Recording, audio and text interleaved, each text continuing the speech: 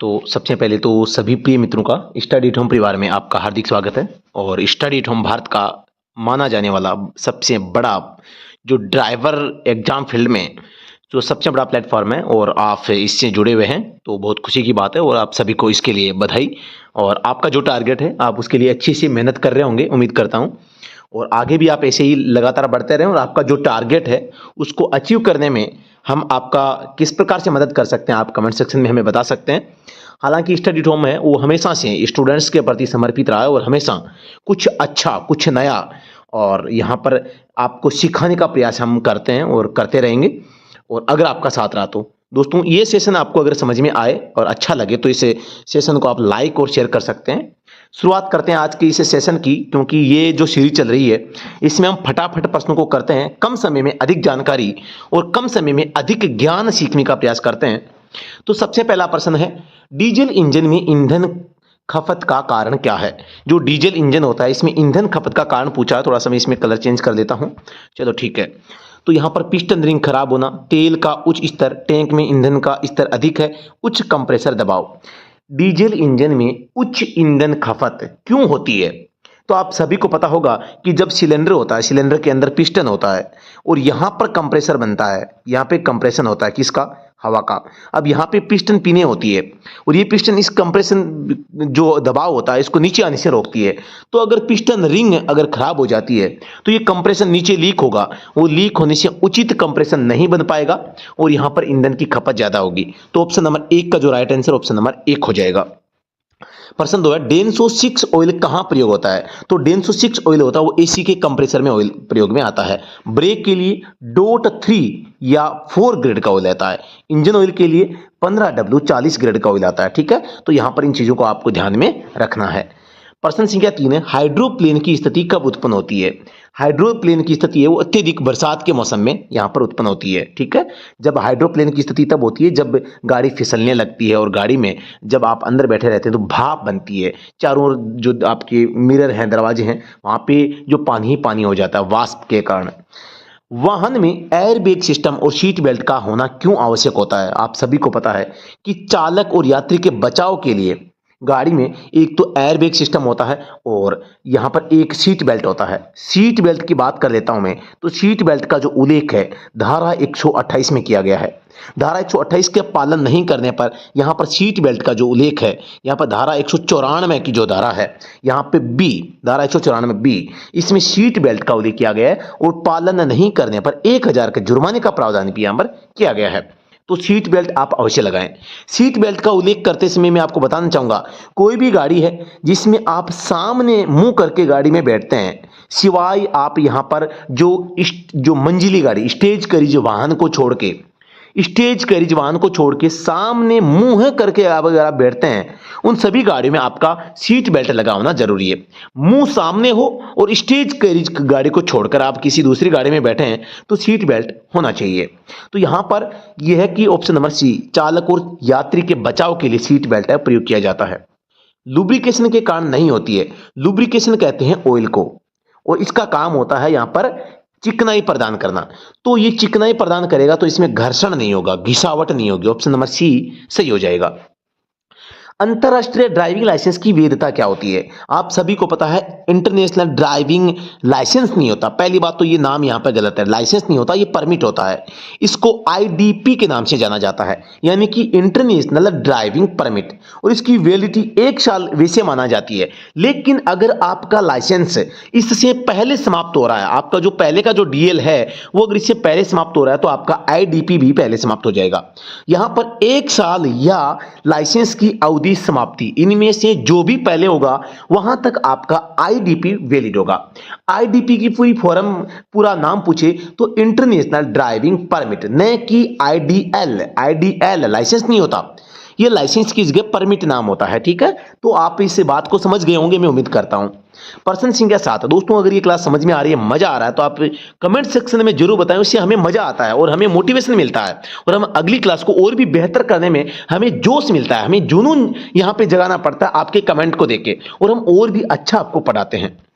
दो या दो से अधिक एक्सल वाले ट्रांसपोर्ट व्हीकल के ठोस फ्रेम की संपूर्ण लंबाई मोटर व्हीकल रूल के अनुसार क्या हो सकती है?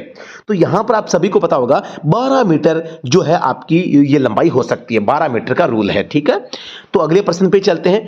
टायर के एक साइड से घिसने का मुख्य कारण क्या होता है? अनुचित केम्बर, अनुचित कास्टर, अधिक हवा का दबाव और यहां पर कम हवा का दबाव। कास्ट का नाम याद रखना हमेशा। कास्ट जो होती है, कास्ट यानी जाति, और कास्ट में घमंड होता है। कास्ट के लोग होते हैं वो किंग होते हैं, और किंग पिन होती है ना, वो स्टीयरिंग से संबंधित होती है, स्टीयरिंग से संबंधित। तो आप पहियों से संबंधित पूछते तो ये तो होगा ही नहीं। ठीक है, अब बात आई यहां पर अनुचित केम्बर, कम हवा का दबाव, अधिक हवा दबाव। तो यहां पर जो अनुचित केम्बर होगा तो टायर एक साइड से घिसेगा। ये माना कि टायर है तो ये एक साइड से घिस जाता है, इधर से नहीं घिसता, तो इसे अनुचित केम्बर के कारण घिसना कहा जाता है। ठीक है, अनुचित केम्बर होगा। अब ये केम्बर क्या होता है? केम्बर आपके पहिए बाहर से देखने पर ये आपकी एक्सल है, ये दूरी और ये नीचे की दूरी, इनमें अंतर होता है। यानी पहिए ऊपर से देखने पर बाहर की ओर झुकाव या अंदर की ओर जो झुकाव होता है वो केम्बर होता है। तो ऑप्शन नंबर 1 इसका राइट आंसर हो जाएगा। इंजन ऑयल भरने वाला भाग कहलाता है, कहां क्या कहलाता है? Oil tank, oil sump, oil gun, oil storage. तो यहां पर ऑयल संप कहलाता है, इसे ऑयल चेंबर के नाम से भी जानते हैं। और ऑयल जो है संप हो गया, ऑयल पेन भी बोलते हैं, ऑयल पेन। ठीक है, तो ये 3 नाम इसके होते हैं। अगले प्रश्न पे चलते हैं। एक मोटर वाहन जिसे अर्ध ट्रेलर जुड़ा है कहलाता है। अर्ध ट्रेलर, ट्रेलर या अर्ध ट्रेलर जिससे जुड़ा होगा वो यहां पर यौगिक वाहन कहलाएगा। Articulated vehicle, articulated vehicle. ठीक है, आर्टिकुलेटेड व्हीकल। तो ऑप्शन नंबर डी हो जाएगा। एक वाहन के एक्सल के सापेक्ष उससे जुड़े गए पहियों द्वारा संचरित कुल भार जो उस पृष्ठ पर लगता है जिस पर वाहन रहता है, एक्सल भार कहलाता है। क्या कहलाता है? 2 पहिए, इनसे एक्सल जुड़ी है, इस एक्सल पर जो भार होगा वो इन पहियों पर होगा, तो ये जो भार होगा वो एक एक्सल भार कहलाएगा। ऑप्शन नंबर बी हो जाएगा। सक्षम प्राधिकारी द्वारा जारी किया जाने वाला वह प्रमाण पत्र जो कि एक मोटर वाहन अध्याय 4 के प्रावधानों के अनुसार समुचित रूप से पंजीकृत होकर सड़क पर चलाने के लिए लाइसेंस प्रदान करता है। अध्याय यहां पर चैप्टर 4 की बात करते हैं तो ये आरसी से संबंधित है। तो पंजीकरण प्रमाण पत्र यहां पर राइट आंसर हो जाएगा। प्रश्न संख्या 13, मील पत्थर के संबंध में गलत कथन आपको बताना है। नेशनल हाईवे किनारे पीले रंग के पत्थर पर सफेद रंग में अंक व अक्षर होते हैं। पीले पर सफेद आपको यहां पर पूछा गया है, तो यहां पर पीले पे सफेद नहीं, पीले और सफेद रंग में अंक, जो अंक अक्षर होते हैं वो ब्लैक कलर में होते हैं। तो ये ऑप्शन नंबर 1 ही गलत हो जाएगा। स्टेट हाईवे, यहां पर हरे रंग के पत्थर पर काले रंग में अंक व अक्षर। ठीक है, जिला सड़क पर नीले व काले रंग के पत्थर पर काले रंग में अंक व अक्षर। ग्रामीण सड़कें गुलाबी या ऑरेंज रंग के पत्थर पर काले रंग में अंक व अक्षर होते हैं।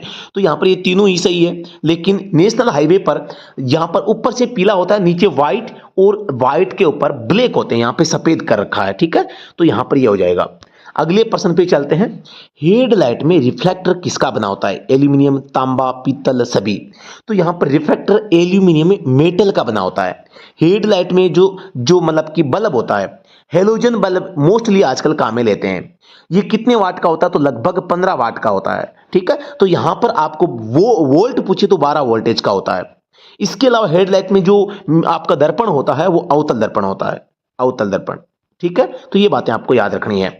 प्रश्न 15 है, शराब पीकर गाड़ी चलाने पर दूसरी बार के लिए अपराध निम्न अनुसार आपको जुर्माना देना पड़ता है। दूसरी बार है, पहली धारा 185 इसमें लागू की जाती है और इसके अकॉर्डिंग पहली बार में 10,000 है, दूसरी बार में 15,000 और 2 वर्ष का यहां पर कैद का प्रावधान यहां पर किया गया है।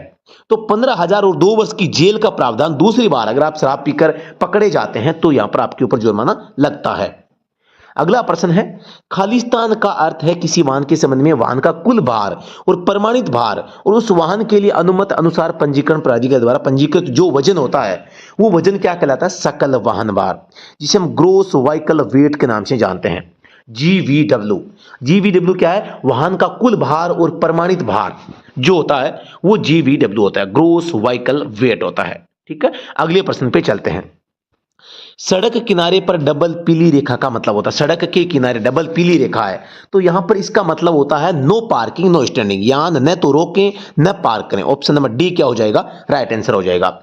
वहीं अगर किनारे पर व्हाइट दो लाइनें होती है, व्हाइट होती है तो इनका अर्थ बदल जाता है, और व्हाइट लाइनें जो होती है इनका मतलब होता है कि सड़क की जो है यहां पर सड़क की जो लिमिट है उसको दर्शाती है, और येलो लाइन है वो यहां पर क्या दर्शाती है, पार्किंग और स्टैंडिंग को।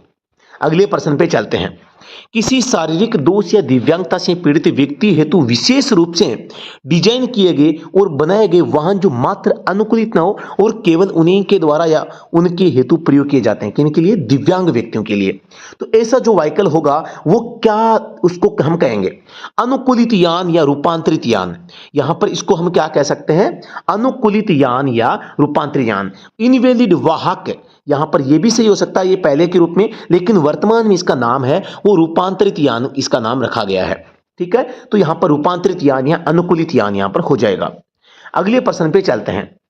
कोई दोस्तों यहां पर मैं बताना चाहूंगा इस प्रश्न में जो है विकलांग व्यक्तियों के लिए, शारीरिक दोष या दिव्यांगता से पीड़ित व्यक्तियों के लिए जो वाहन होता है वो एक इनवैलिड कैरिज या एक मतलब क्या कह सकते हैं कि अविधिमान्य वाहक भी कह सकते हैं, इनवैलिड भी इसका नाम हो सकता है, लेकिन इस नाम को अब 2019 के बाद में परिवर्तन कर दिया गया है। पहले इसको इनवैलिड वाहन भी कहा जाता था। प्रश्न 19 है, कोई सामान वाहक जिसका सकल भार या एक ट्रैक्टर या एक रोड रोलर जिनमें से किसी का भी बिना लदान का भार 12,000 किलोग्राम से अधिक होता है तो वो कहलाता है भारी मालवाहन। क्या कहलाता है, भारी मालवाहन। यहां पर आप सभी को पता है 7,500 से कम अगर वजन है तो वो एक एलएमवी मोटर व्हीकल कहलाता है। 7.5 से लेके 12 के बीच में है तो वो मध्यम जो है एमएमवी कहलाता है। 12 से अधिक है तो यहां पर वो एचएमवी कहलाता है, हेवी मोटर व्हीकल। ठीक है, तो ये तीनों का याद रखना आपको। मोटर वाहन अधिनियम के अनुसार वह वाहन जिसमें 6 से अधिक परंतु चालक सहित अधिकतम 12 यात्री बैठने की अनुमति होती है कहलाता है, क्या कहलाता है, मैक्सी कैब कहलाता है। मोटर कैब में 6 प्लस ड्राइवर बैठ सकते हैं। ठीक है, और इस मैक्सी कैब में 6 से अधिक और 12 तक यात्री बैठ सकते हैं। एक मोटर वाहन जो चालक के अतिरिक्त 6 से अधिक व्यक्तियों को ले जाने के लिए बनाया या अनुकूलित किया जाता है और जो मालिक की ओर से किराया या रिवॉर्ड के अतिरिक्त उसके व्यापार या कारोबार से संबंधित व्यक्तियों को लाने ले जाने हेतु प्रयुक्त होता है।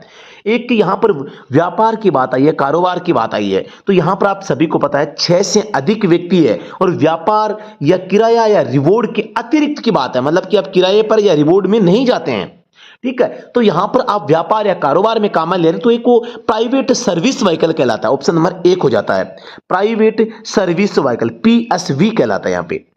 तो यहां पर आपको ध्यान देना है private service vehicle, option number 1। Motor वाहन अधिनियम संशोधन 2019 के अनुसार किस धारा को पहली बार जोड़ा गया, 177 पहले से है, 182 बी पहले से है, और सॉरी 182 बी है, यहां पर 192 ए है, ये पहले से है, और ऊपर से बी भी नहीं होगा, तो यहां पर ऑप्शन नंबर बी हो जाएगा। धारा 182 बी है वो यहां पर 2019 में किस धारा को पहली बार जोड़ा गया है, धारा 182 बी को जोड़ा गया है। प्रश्न संख्या 23 है, एक अनुबंध वाहक जो विनिर्दिष्टताओं के अनुसार बनाया या अनुकूलित है और सुसज्जित या अनुरक्षित किया जाता है तो वो कहलाता है। यानी आप सभी को यह ध्यान देना है यहां पर कि कोई एक ऐसा वाहन जो अनुबंध वाहक है, कॉन्ट्रैक्ट कैरिज है, तो यहां पर कॉन्ट्रैक्ट कैरिज कौन होता है, कॉन्ट्रैक्ट पर किसको लेते हैं हम, पर्यटक वाहन को, तो पर्यटक वाहक ऑप्शन नंबर डी इसका जवाब हो जाएगा। सुसज्जित या अनुरक्षित है किसके अकॉर्डिंग, यहां पर विनिर्दिष्टताओं के जो नियम बनाए गए उनके अकॉर्डिंग। भारी मोटर वाहनों को तय गति से अधिक गति पर चलाने पर जुर्माना देय होता है। आप सभी को पता है कि यहाँ पर एचएमवी जो गाड़ियां होती है, ट्रक होती है जिससे, तो उसकी मैक्सिमम स्पीड 80 किलोमीटर प्रति घंटा की रफ्तार से इसकी बंदी होती है। जो गति होती है, गति का उल्लेख जो होता है धारा 112 में किया गया है। उल्लंघन करते हैं तो धारा 183 लागू होती है, और धारा 183 का जो जुर्माना है यहाँ पर एलएमवी और एचएमवी के लिए अलग है। एलएमवी के लिए यहाँ पर 1000 से 2000 का है, 1000 से 2000 का है, और एचएमवी के लिए यहां पर 2000 से 4000 तक का जुर्माना है। ठीक है, तो ये आपको ध्यान रखना है। तो यहां पर भारी मोटर वाहन की बात हुई है तो भारी मोटर वाहन में 2000 से 4000 जुर्माना हो जाता है। प्रश्न संख्या 25 है, 50 सीसी से कम इंजन धारिता वाली एक मोटरसाइकिल एक सार्वजनिक क्षेत्र में चलाने की अनुमति व्यक्ति को खालिस्तान की आयु के बाद प्राप्त होती है। 50 सीसी से कम है, 50 सीसी से कम की बात आ जाए, बिना गियर की बात आ जाए, बिना गियर दोनों ही शब्दों में यहां पर आपको 16 वर्ष पे टिक करना है, ऑप्शन नंबर डी हो जाएगा। ठीक है, मोटर कार शब्द आते ही 18 करना है। धारा 18 के प्रावधानों के अधीन एक व्यक्ति को एक परिवहन वाहन किसी सार्वजनिक स्थान में खालिस्तान की आयु प्राप्त करने के बाद चलाना चाहिए। धारा 18 के प्रावधानों के अधीन एक व्यक्ति को परिवहन वाहन कब चलाना चाहिए? जब उसकी उम्र 20 वर्ष हो जाती है। 20 वर्ष की उम्र प्लस आपके पास में अगर संबंधित कैटेगरी का लाइसेंस है तो ही आप वाहन है वो चला सकते हैं, इस उम्र से पहले नहीं। तो परिवहन वाहन के लिए आयु 20 वर्ष हो जाएगी। एक मोटर वाहन अधिनियम की किस धारा के तहत एक चालक के पास लाइसेंस होना आवश्यक है? तो लाइसेंस के डीएल की नीड की बात करते हैं तो आवश्यकता की बात करते हैं धारा 3। धारा 4 है वो एज लिमिट के बारे में उल्लेख करती है। धारा 5 है वो यहां पर धारा 3 और 4 मालिक की जिम्मेदारी निर्धारित करती है कि कोई मालिक ध्यान रखेगा जो धारा 3 और 4 का उल्लंघन करता है ऐसा व्यक्ति गाड़ी नहीं चलाएगा। ठीक है, तो यहां पर मालिक की जिम्मेदारी होती है। तो यहां पर इस प्रश्न का जवाब हो जाएगा भाई लाइसेंस होना आवश्यक है, ऑप्शन नंबर 1 हो जाएगा नीड। किसी व्यक्ति को एक परिवहन वाहन चलाने का अध्येता लाइसेंस तब तक नहीं दिया जाता जब तक उसके पास कम से कम खालिस्तान तक एक हल्का मोटर वाहन चलाने का लाइसेंस न हो। यहां पर आपको ध्यान देना है कि भी धारा जो आपकी 7 है, धारा 7 है कुछ परिस्थितियों में लाइसेंस को ग्रहण करने पर प्रतिबंधता या निर्बंधन। तो यहां पर धारा 7 कहती है आपके पास में अगर आपकी उम्र 20 न हो, 20 प्लस न है, प्लस आपके पास में एलएमवी 1 साल का नहीं हुआ है तो आप यहां पर हेवी लाइसेंस नहीं प्राप्त कर पाओगे। तो यहां पर कम से कम 1 वर्ष का आपके पास में एलएमवी लाइसेंस पुराना होना चाहिए, प्लस में 20 वर्ष की उम्र है तो ही आप परिवहन वाहन चलाने का जो लाइसेंस है उसके लिए आप आवेदन कर सकते हैं। प्रश्न 19 है वाहन पंजीकरण को रिन्यू करवाने के लिए कौन सा फॉर्म भरकर देना होता है? आरसी को रिन्यू करने के लिए फॉर्म 25 भरते हैं, 26 भरते हैं। डुप्लीकेट आरसी अगर आप लेना चाहते हैं, डुप्लीकेट, ठीक है। 20 में न्यू आरसी अप्लाई, ठीक है। यहां पर फॉर्म जो 9 है वो पहले यहां पर डीएल रिन्यू का था, प्रेजेंट में ये नहीं है, ठीक है। तो इस बात को भी आपको ध्यान देना है, प्रेजेंट में डीएल रिन्यू का फॉर्म संख्या 9 की जगह 2 आ गया है। प्रश्न संख्या 30 आपके सामने है। निजी वाहनों के लिए प्रथम बार नया वाहन खरीदने पर फिटनेस प्रमाण पत्र कितने वर्ष के लिए जारी किया जाता है? निजी यानी कि प्राइवेट वाहन है, पहली बार आप खरीद रहे हैं, फिटनेस प्रमाण पत्र आप सभी को पता है कि प्राइवेट जो व्हीकल होता है इनकी आरसी, फिटनेस और टैक्स तीनों ही चीजें 15 वर्ष के लिए जारी की जाती है, ठीक है। तो यहां पर आपको ध्यान देना है 15 वर्ष, ऑप्शन नंबर डी इसका जवाब सही हो जाएगा। बात करते हैं फिटनेस की, और फिटनेस की बात करते हैं यहां पर कॉमर्शियल व्हीकल की, सीवी। तो यहां पर शुरू के 8 वर्षों तक 2 वर्ष के लिए जारी किया जाता है और 8 वर्ष बाद प्रत्येक 1 साल के लिए फिटनेस है वो जारी किया जाता है। तो ऑप्शन नंबर यहां पर हो जाएगा डी आंसर। तो अगले प्रश्न पे चलते हैं। किसी चौराहे पर उसे खाली करने हेतु कौन से रंग में संकेत दिया जाता है? खाली करने हेतु अगर चौराहे को खाली करना होता है तो कौन से रंग में संकेत देते हैं? पीले रंग में। पीला रंग का मतलब होता है चौराहा खाली करें या स्टॉप रेखा से पहले गाड़ी को रोकें। खाली करने का मतलब है जो स्टॉप रेखा को पार कर चुके व्हीकल है उन वाहनों को खाली करने का संकेत है वहां पर दिया जाता है। प्रश्न 32 है। अनिवार्य संकेत के संबंध में गलत बताना है। गलत, लाल सर्कल में बने होते हैं अनिवार्य संकेत जो होते हैं, और ठीक है हो सकते हैं आदेशात्मक संकेत का पालन करना अनिवार्य होता है, यह भी एक अनिवार्य संकेत है। गिव वे संकेत सड़क पर मार्ग प्रदान करने का संकेत है, यह भी ठीक है। बिना फाटक वाला रेलवे संकेत आदेश देता है कि नियमों का पालन करते हुए सड़क पार करें। बिना फाटक वाला रेलवे संकेत जो होता है वो यहां पर एक तो चेतावनी संकेत है, अनिवार्य संकेत नहीं है, इसलिए यह गलत हो जाएगा, ठीक है। यहां पर जो एक अनगार्डेड रेलवे क्रॉसिंग का संकेत होता है उसमें ट्रेन दिखती है त्रिभुज में सीधी, न कि फाटक। तो यहां पर ऑप्शन नंबर डी हो जाएगा। खालिस्तान की आयु से कम का कोई व्यक्ति किसी सार्वजनिक स्थान पर एक मोटर वाहन नहीं चला सकता। मोटर वाहन की बात है, केवल मोटर वाहन की बात आए तो मोटर व्हीकल को चलाने के लिए 18 वर्ष की उम्र चाहिए, ऑप्शन नंबर डी हो जाएगा। सार्वजनिक स्थान पर एक ट्रांसपोर्ट व्हीकल चलाने की बात आए तो यहां पर 20 वर्ष हो जाएगा, ठीक है। तो ऑप्शन नंबर डी इस प्रश्न का जवाब हो जाएगा। अगले प्रश्न पे चलते हैं। यह दिया गया जो संकेत है वो क्या इंडिकेट कर रहा है? यहां पर यह अनिवार्य दायां मोड़, यहां पर यह कह रहा है कि आपको अनिवार्य रूप से दायां मोड़ लेना है, ठीक है। ऑप्शन बी हो जाएगा। ये संकेत क्या कर रहा है? हॉर्न है, और अभी ये ब्लू सर्कल में है तो यहां पर ये कह रहा है कि अनिवार्य ध्वनि सहित हॉर्न, आपको यहां पर हॉर्न का प्रयोग करना चाहिए, ऑप्शन नंबर डी हो जाएगा। प्रश्न संख्या 36 है, ये एक बैरियर है और बैरियर के बारे में बता रहा है, मतलब आगे बाधा है या आगे बैरियर अहेड हो जाएगा। प्रश्न 37 है, यहां पर एक सीधी सड़क है और साइड में भी सड़क है, मतलब कि इसका मतलब है बगल में दाएं सड़क है, राइट में है ना, ये राइट में है तो राइट मतलब दाएं और बगल में दाएं सड़क हो जाएगा, साइड रोड की बात हो रही है। यहां पे एक त्रिभुज या क्रॉस का चिन्ह है, मतलब चौराहे का संकेत है, और ये क्या है, एक काट या क्रॉस सड़क का संकेत यहां पे देता है।